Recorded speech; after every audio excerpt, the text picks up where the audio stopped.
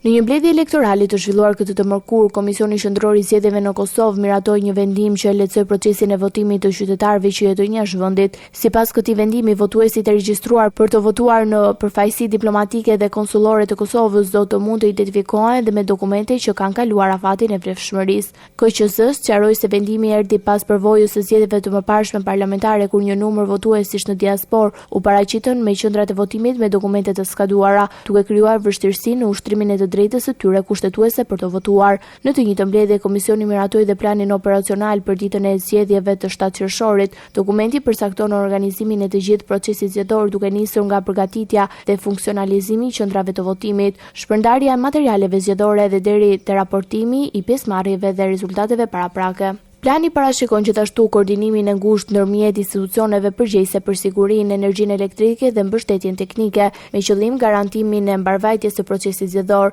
Sipas KQZ, të gjitha strukturat e angazhuara do të kenë detyra të përcaktuara qartë për të siguruar një proces të rregullt, transparent dhe në përputhje me standardet demokratike.